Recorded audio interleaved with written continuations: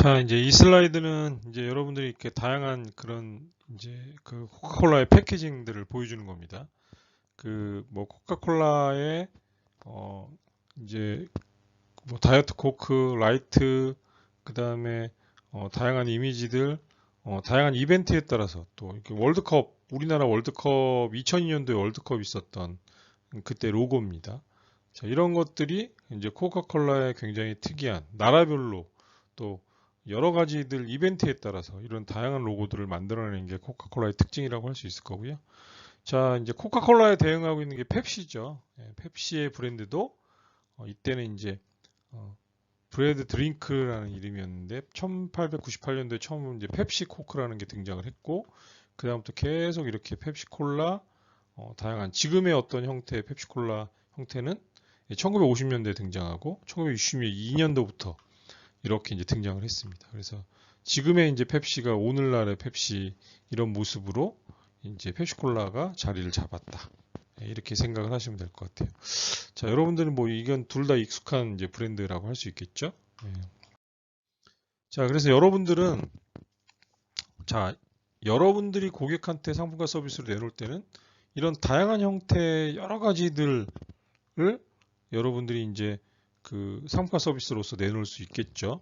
자, 이런 아이템들을 이제 여기는 이제 햄버거 브랜드라고 일단 생각을 하면요.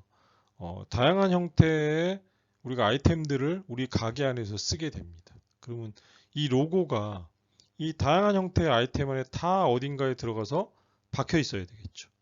그래서 여러분들이 이제 이런 상품과 서비스를 기획을 할 때는 우리가 뭘 어떻게 할 건지, 그 패키징을 어떻게 결정을 할 건지, 고객한테 플레이팅을 어떻게 해서 고객한테 서비스를 내놓을 건지, 자, 고객이 이제 포장 방문을 했을 때는 우리는 포장 방문을 어떤 식으로 고객한테 포장하고 상품 패킹을 통해 가지고 고객한테 서비스할 건지 이런 것들이 여러분들이 창업 전에 상품 기획 단계에서 다 결정이 돼야 되겠죠.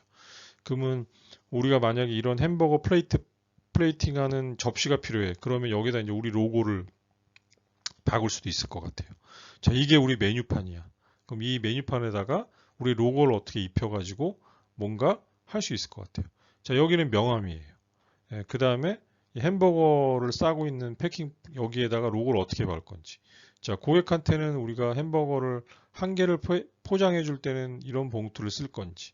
자, 그 다음에 여기 있는 이런 종이 박스나 이런 스티로폴 형태의 박스를 통해서 우리가 감자튀김이나 햄버거를 여기다 넣어가지고 서비스 할 것인지. 뭐, 그 다음에 또 이런 형태를 통해서 고객한테 패키징을 사용해가지고 포장을 해줄 것인지. 뭐, 우리가 음료 컵들은 어떻게 쓸 것이고 음료에다가 여기다 로고는 테이크아웃 잔에 어떻게 로고를 박아서 쓸 것인지. 자, 이런 것들을 통해서 우리가 아이템들을 팔 거야. 수첩하고 뭐 이런 것들이 필요해. 그럼 여기다가 어떻게 우리가 로고를 패킹할 것인지. 그 다음에 이제 포장 용기들에 따라서 로고 패킹은 어떻게 들어갈 것인지. 자, 냅킨은 또 어떻게 로고가 들어갈 것이고, 자, 고객한테 사용해야 될 패킹용 종이봉투는 우리가 로고를 어떻게 박아야 될 것이고, 뭐 이런 것들이 다 결정되는 거겠죠. 자, 그다음에 우리가 물병 같은 걸 이런 식으로 쓸 거야. 그럼 여기에 로고가 들어갈 수도 있겠죠. 자, 이런 것들 여러분들이 종합적으로 고민을 하는 게 이 로고를 통해서 만들어지는 거고요. 이걸 통해서 이제 하나의 브랜드 이미지로 사람들한테 하나씩 자리를 잡아가는 겁니다. 그리고 이제 이 컨셉을 통해서 일관성 있게 보여주는 게 되게 중요하겠죠. 여기는 이제 이런 식으로 모양이 나온 겁니다. 자, 햄버거를 판매하는 이제 햄버거의 포장용 봉투, 또 실제로 이제 우리가 고객들한테 나가는 그런 햄버거의 어떤 접시, 그다음 이건 우리 명함, 그다음 우리가 이제 아이템으로 쓰고 있는 볼펜들, 뭐 이런 것들까지 이런 명함들도 이런 형태들도 있을 거고요.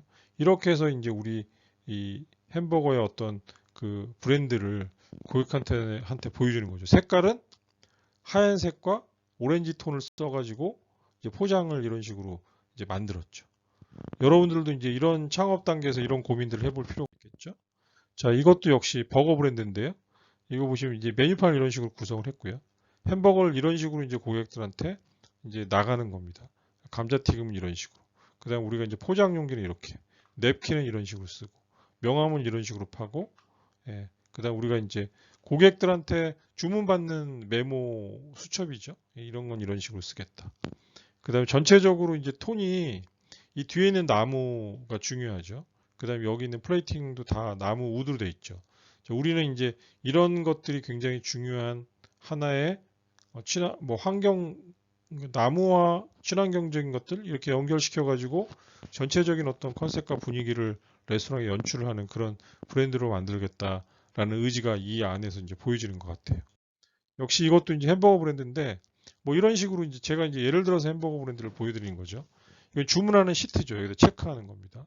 그다음에 이게 명함이죠. 그다음에 이제 이거는 음료를 놓는 받침이죠. 그다음에 이제 햄버거 봉투입니다. 그다음에 이거는 이제 테이크아웃 잔이죠.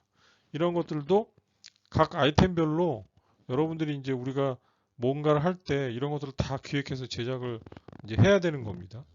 이제 가상 창업이니까 뭐 여러분들은 여기까지 할 필요는 없겠지만 여러분들이 우리 상품들을 어떤 식으로 고객한테 보여줘야 될지에 대해서 고민해보고 그런 디자인과 그다음 우리 패킹 형태를 어떻게 보여줄 것인지를 한번 고민해보고 그런 것들이 내용에 이제 사업 계획서 내용에 담겨 있어야 되겠죠. 자, 이거 메뉴판입니다. 이제 이 메뉴판을 통해서도 우리 브랜드를 한번 보여줄 수가 있겠죠. 그럼 햄버거를 팔고 있는 이 레스토랑의 어떤 이미지, 컨셉들 우리가 강조하고자 하고 있는 것들 이렇게 문구로 이제 다 이제 표현하는 거죠. 예. 더 그릴 하우스라는 레스토랑입니다. 햄버거 레스토랑. 예.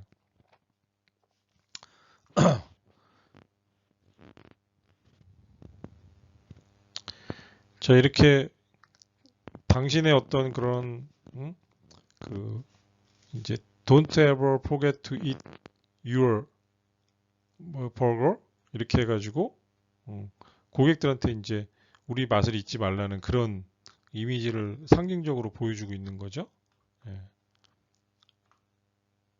그리고 이제 메뉴들에 대해서도 이제 글자 형태들, 로고, 그 다음에 뭐 이제 어떤 식으로 이제 이미지를 써가지고 고객들한테 보여줄 것인지 뭐 이런 것들을 이제 메뉴판을 통해서도 우리 브랜드 이미지를 보여줄 수가 있습니다. 자, 이런 것들도 아이템을 통해 가지고 일반적인 이제 해산물 레스토랑이에요.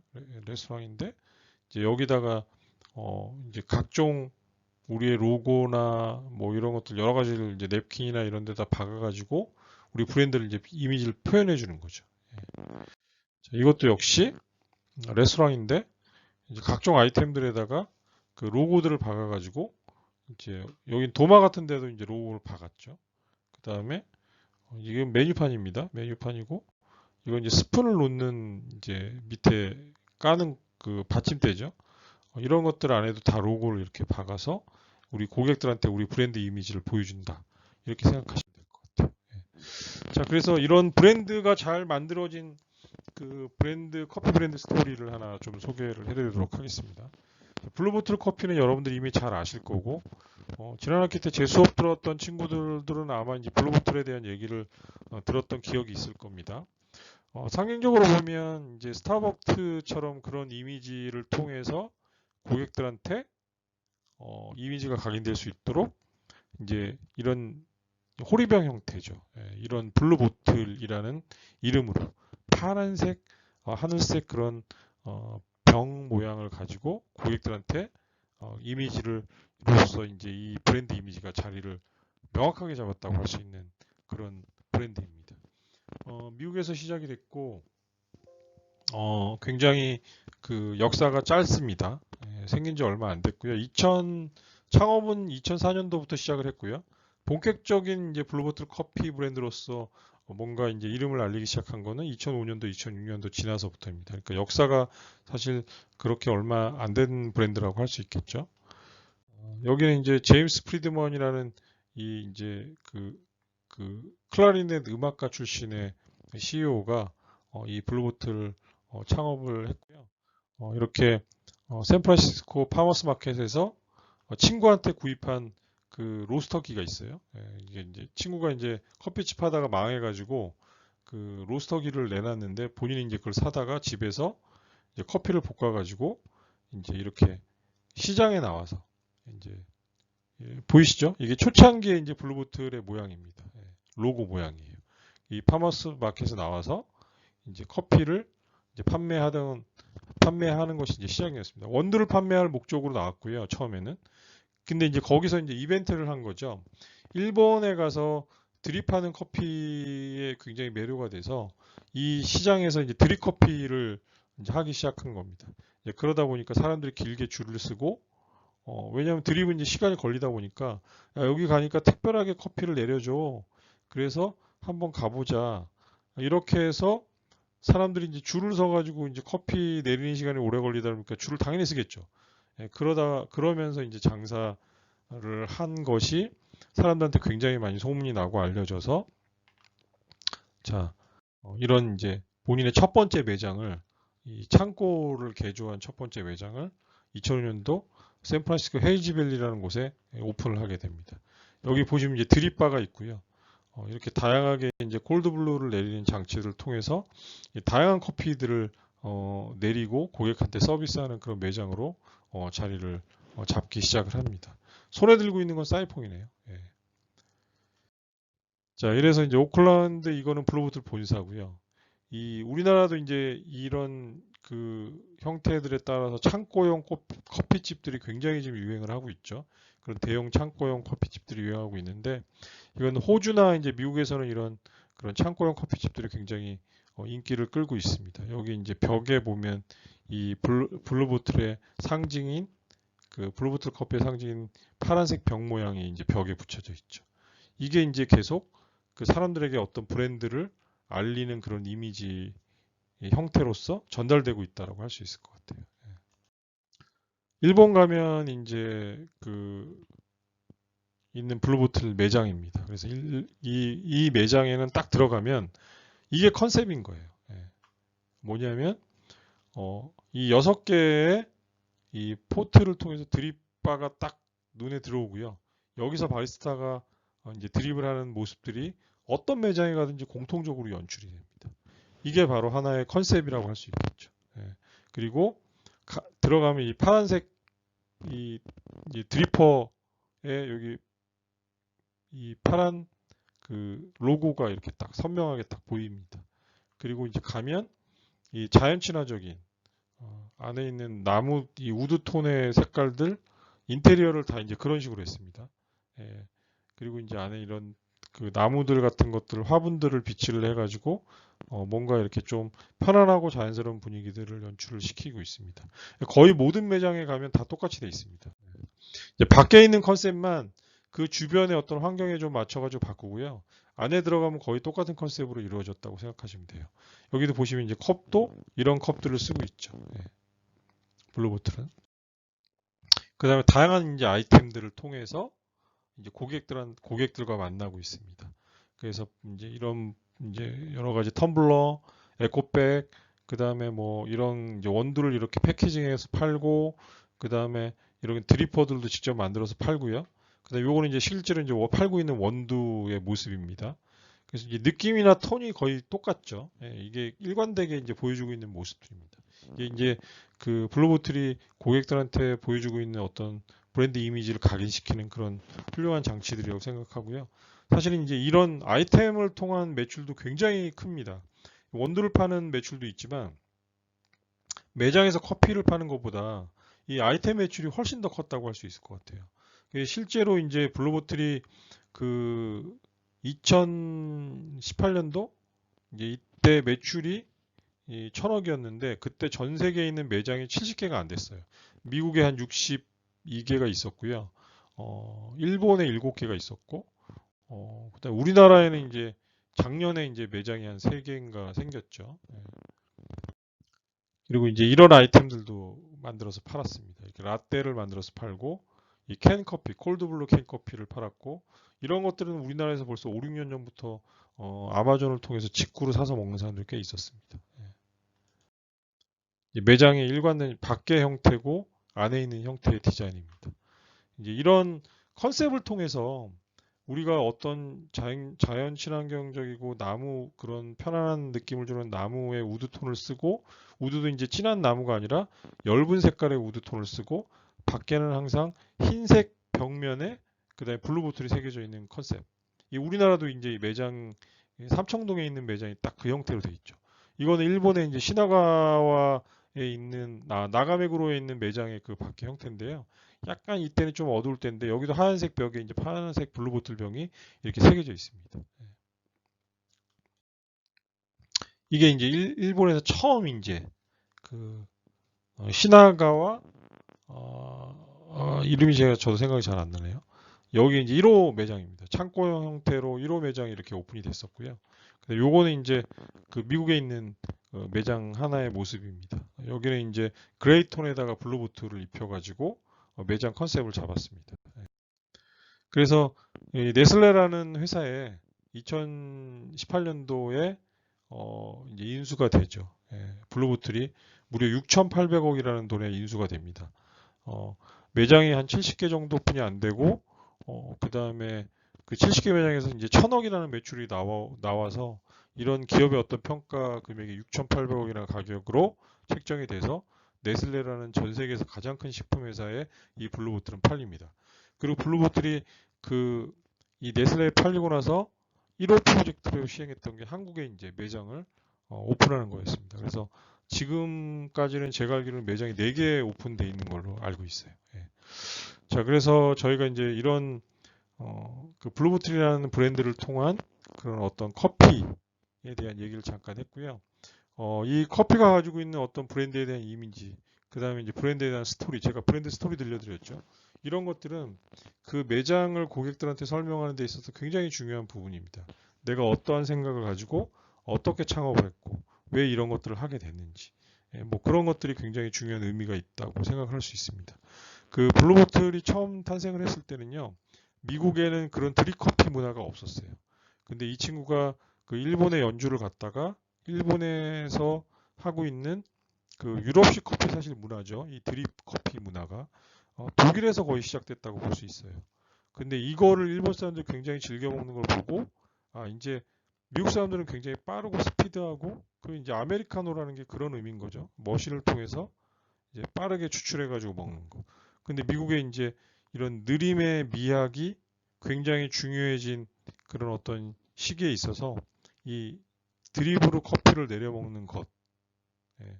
그게 이제 미국의 어떤 커피 문화를 새롭게 만드는 하나의 시작이었다고 할 수 있을 것 같아요. 그게 이제 그런 것들의 영향을 받아서 이제 스타벅스 같은 경우가 리저브 바라는 걸 만들어 가지고 드립 커피를 하는 이제 바를 만들어서 우리나라도 운영을 하고 있고 전 세계도 이제 그런 바들을 계속 만들고 있죠. 바로 이런 브랜드 경쟁 브랜드의 어떤 영향이라고 할 수 있을 것 같아요. 이제 그렇게 해석하면 될 것 같다는 생각이 듭니다. 제가 이제 여러분들한테 사례를 좀 하나 우리나라 사례를 하나 소개시켜 드리려고 합니다. 이거는 이제 여의도에 있는 이제 커피 매장인데요. 이제 그레이 에스프레소라는 그런 커피 전문점입니다. 예. 여기는 그 특징적인 어떤 컨셉들을 도입을 통해서 성공한 그런 사례라고 할 수 있을 것 같아요. 좀 제가 하나씩 설명을 좀 드리도록 하겠습니다.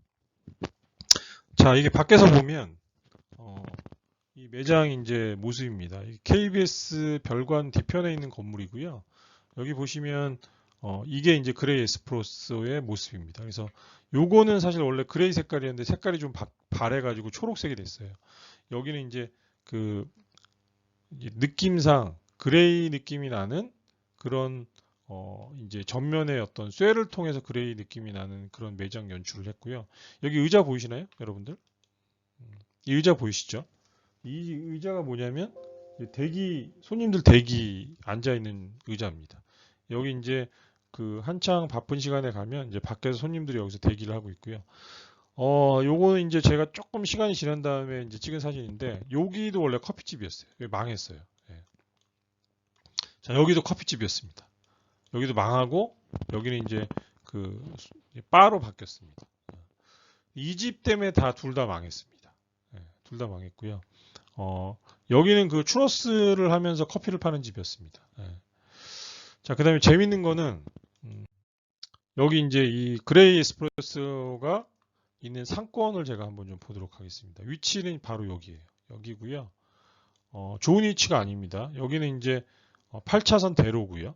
예, 8차선 대로고, 그 다음에 여기는 이제 탄천이죠. 예, 탄천이고, 뒤에 이제 KBS 별관이 있고, 여기가 이제 그 상업지구입니다. 예, 회사들이 많이 몰려 있는 곳이고, 이쪽은 이제 아파트 단지이고, 여긴 주한 인도네시아 대사관이에요. 이쪽이 또 아파트예요. 사실은 여기는 이제 여기 있는 직장인들이 주로 타겟이죠. 여기 있는 사람들이 이제 일로 건너가기 위해서는 여기는 횡단보도가 되게 멀어요. 이쪽하고 이쪽에 있습니다. 그래서 사실 입지로는 그렇게 좋은 입지는 사실 아닙니다. 그렇지만 이 입지에서 놀라운 것들이 뭐냐면요. 네, 제가 설명을 좀 드리도록 하겠습니다. 자, 여기 반경 2km. 여기다 점을 찍고 이 여의도 안에 있는 커피라는 이름으로 검색을 했을 때, 예, 자, 여기 보이세요? KBS 별관 커피라고 제가 쳤습니다. 자, 검색이 몇 개가 됐을까요? 네, 499개가 됐습니다. 이 여의도 이 주변 안에 400, 이게 여의도가 두 개로 나뉘어요. 동서로 나뉘는데요. 이쪽은 이제 주로 이제 서쪽 지방이에요. 예. 이쪽에 있는 이 동쪽입니다. 이쪽 동쪽인데 여기에 검색된 커피집이 499개가 검색이 됐습니다. 정말 이 조그만 땅덩어리 안에 어마어마한 커피집들이 사실 있죠. 예. 근데 여기 보시면 자, 요 그레이 에스프레소를 중심으로 여기 보시면 요게 이제 좀 크게 본 거예요. 제가 옆에 양쪽에 있던 커피집이 얘 때문에 없어졌다 그랬죠. 그 다음에 이 정면입니다. 정면에 있는 건물인데요. 얘 커피 팔고요. 얘는 원래 커피집이었는데 꽃집을 아꼈는데 지금도 여기 커피를 파는 곳이에요. 꽃과 커피를 같이 파는 곳. 여기 또 커피집이죠. 그다음 여기도 커피집이었어요. 커피집인데 망하고 커피하고 샌드위치 파는 집이었는데 망하고 여기는 바로 바뀌었습니다. 이게 그레이 에스프레소가 들어오고 바뀐 게 이 집도 바뀌었고 앞에 있는 두 집이 망했죠. 근데 지금 제가 최근에 갔는데 이 세 군데 다 망했어요. 커피집이 다 없어졌고 다 여기 술집으로 바뀌더라고요. 희한하게. 하여튼 이 그레이 에스프레소 때문에 이 주변에 있는 이런 비슷한 컨셉, 그러니까 비슷한 경쟁 가격대를 갖고 있는 커피집들이 다 문을 닫았습니다. 건물을 옆으로 돌아가면요. 뚜레쥬르에서 커피를 팔고요. 이 탑플레이스라는 곳도 있는데 여기 이제 커피 파는 곳이 여기 파리바게트도 있고요. 여기도 커피집이 하나 있어요. 자, 이렇게 커피를 또 팔고 있는 곳이 세 개고요. 왼쪽으로 돌아가면 커피 앤 샌드위치가 있고요. 여기는 탐앤탐스가 있습니다. 그러니까 주변에 있는 커피집이 이 중심으로 한 30m 반경 안에 50개 10개 이상의 커피집이 있습니다. 이 그레이 에스프레소라는 곳이 이 컨셉을 통한 승리로 가격은 주변에 있는 커피집들 탐앤탐스 빼놓고는요. 비슷하거나 나머지 커피집들이 여기보다 훨씬 더 가격이 쌌어요. 근데 이 집이 여기에 이제 거의 재패를 하고 지금 몇 년째 굉장히 여기 성업 중이고 여기는 뭐 점심때나 이렇게 지날 때는 정말 사람들이 엄청나게 많이 옵니다. 그리고 주변에 있는 사무실 있는 사람들도 커피 마시러 여기 굉장히 많이 옵니다. 저도 이제 이 앞 건물에 있는 그 저희 지인분 사무실에 갔다가 그분이 이 동네 아주 괜찮은 커피집이 생겼어. 그러면서 저를 데려간 곳이 여기였습니다. 여기는요, 들어가면 이런 느낌입니다. 여기 이제 그 라마르조코라는 커피 머신이 딱 자리를 잡고 있고요. 메뉴는 그렇게 많지 않아요. 여기 보면 이제 한 10가지 정도의 메뉴가 있고요. 여기는 플리츠 커피를 씁니다. 그래서 그 플리츠 커피를 두 종류의 원두를 갖다 놓고 쓰고 여기 이제 원두 이게 설명이에요. 원두 설명이고 그 다음에 여기 보시면 이제 이런 그레이 느낌 나는 것들로 모든 매장을 이렇게 연출을 했습니다. 그러고 나서 이제 여기 인테리어가 이제 완성됐던 모습인데요. 여기 보시면 이제 이 조명, 의자 이런 것들 보이시죠, 여러분들? 그 다음에 이제 여기 그 음악에 나오는 앰프가 있고요. 저는 여기에 이제 특징으로 꼽는 것들이 몇 가지가 있습니다. 뭐냐면 이런 이제 느낌의 이제 사람들의 어떤 의자들, 좋은 커피 머신을 통해서 고객들에게 이런 그 원두 두 가지를 제공을 하는 거, 선택할 수 있게끔. 그 다음에 뭔가 세련된 디자인, 그런 느낌들이 굉장히 중요한 거죠. 그러니까 요 주변에 없던 커피집의 컨셉이 생긴 겁니다. 자, 그 다음에 여기 보시면 이제 이런 의자들이 보이시죠? 굉장히 특징적인 의자들. 이 잭 니콜슨의 사진. 이거는 뭐 사장님이 좋아하는 배우에서 이렇게 했다 그러더라고요. 그 다음에 이제 음악. 아이폰으로 이 뱅올롭슨이라는 스피커인데요. 굉장히 성능이 좋습니다. 여기 가면 항상 재즈가 은은하게 이렇게 울려 퍼집니다. 여기 이제 물 이렇게 바뀌었더라고요. 나중에 갔더니 이제 고객들 서비스 테이블이죠. 그 다음에 여기 이제 이런 식으로 인스타에다 사람들이 사진을 찍어서 인증샷을 올리기 시작을 합니다. 그래서 이 인스타에 보면요, 이렇게 많은 사람들이 이 그레이 에스프레소라는 곳에 가서 인증샷을 올리는 연출들을 많이 합니다. 여러분들 어떠세요? 여기 사진 찍고 싶은 공간들이 있는 거죠. 다른 그냥 2,000원짜리, 2,500원짜리 커피를 파는 그런 곳들보다 이런 특징적인 컨셉을 갖고 있는 곳, 특별한 공간, 커피 값이 다른 데보다 조금 비싸더라도 나는 이런 특별한 경험을 하고 싶은 사람들이 바로 이런 컨셉, 브랜드, 이 디자인, 여기에 안에 있는 공간 안에 여러 가지들에 의해서 영향을 받아서 이런 가게들을 선택하게 되는 겁니다. 저도 여의도 가면 항상 이 집에 들려서 커피를 한 잔씩 마시고 오곤 합니다. 여러분들도 여러분들의 어떤 매장이나 가게들을 이런 컨셉과 디자인과 뭔가 그런 특별한 것들을 입혀가지고 뭔가 사람들한테 특별한 경험을 할 수 있게끔 만들어주는 것. 이게 굉장히 중요하다. 이런 얘기를 여러분들한테 좀 드릴 수 있을 것 같습니다. 자, 그래서 이제 그레이 에스프레소에 대한 이제 조금 이 성공 사례를 이제 컨셉과 브랜드 디자인에 대한 성공 사례를 좀 정리를 좀 해봤습니다. 자, 일단 여의도의 젊은 직장 여성 취향을 저격한 거죠. 특별한 커피를 찾는 사람, 특별한 공간을 원하는 사람들, 그걸 통해서 매니아층을 만들고 단골 고객들을 만드는 것. 그 다음에 SNS를 쓰는 젊은 여성들이 타겟이었던 거죠. 그래서 이런 것들을 통해서 그레이라는 감성, 그레이라는 어떤 느낌을 통해서 컨셉을 잡고 우리 타겟 고객들에게 그레이라는 느낌을 통해서 뭔가 이 브랜드를 보여준 거죠.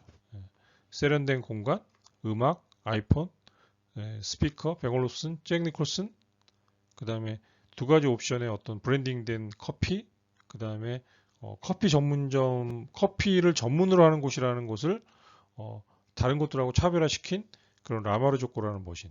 여러분들은 라마르조코라는 머신이 이제 어떤 의미를 갖는지 잘 모를 텐데요. 커피를 좀 아는 사람들은 이 라마르조코라는 머신은 바로 이제 명품인 거죠, 명품. 머신 중에 명품. 굉장히 비싼 머신이고요. 성능이 굉장히 뛰어난 머신입니다.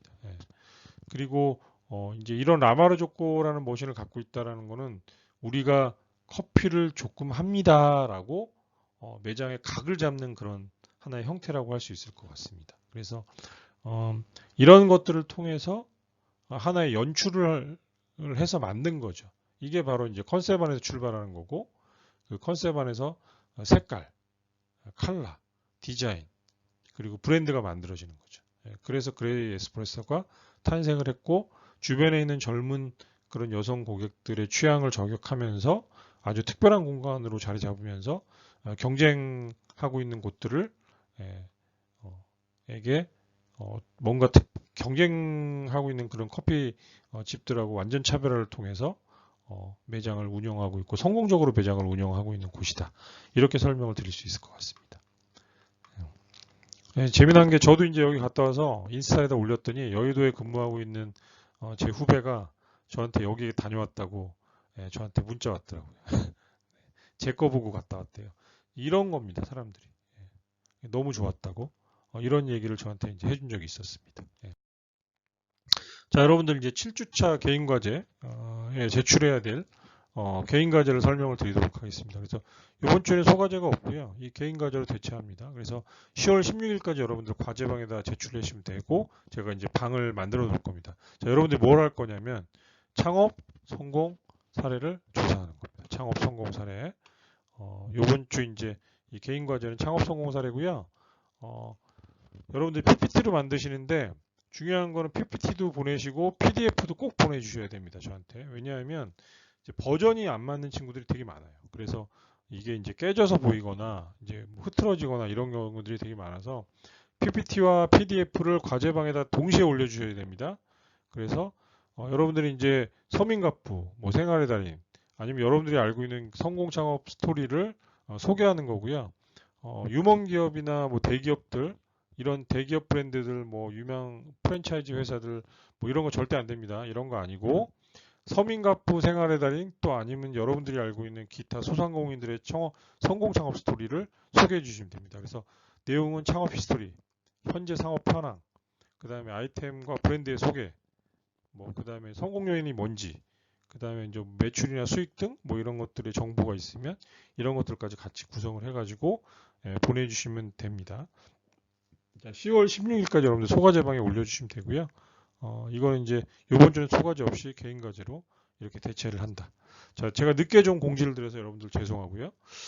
저희가 아마 이제 빠르면 7주 차에는 외부 강사에 대한 수업을 진행을 할 수도 있고요. 만약에 아니면 저희가 원래 8주차가 저희가 시험이 항상 진행됐던 걸로 제가 기억을 하는데 시험 끝나고 이제 그 외부 강사 모셔가지고 저희가 강의가 아마 진행이 될 수도 있을 것 같습니다. 저희가 모시는 외부 강사님은요, 이제 여러분들한테 실제로 창업과에 관련되는 스토리들, 본인이 이제 오너 셰프로서 창업했었던 그런 경험들, 그 다음에 본인이 이제 그런 어떤 과정들을 통해서 셰프가 됐는지, 이런 얘기들을 여러분한테 들려드릴 분이고요. 그 여성분이십니다. 그래서 여러분들 아마, 여러분, 우리 그 이제 여러분들하고 만나게 될 그 분은 아마 여러분들한테 좋은 의미 있는 그런 삶의 어떤 방향들, 모습들 이런 것들을 아마 좀 보여주실 수 있는 그런 분이라고 생각이 돼서 제가 섭외를 했습니다. 자, 여러분들 오늘도 이제 6강 들으시라고 수업 듣느라고 수고 많으셨고요. 우리 다음 시간에 또 여러분들을 만나도록 하겠습니다. 정말 수고 많으셨습니다.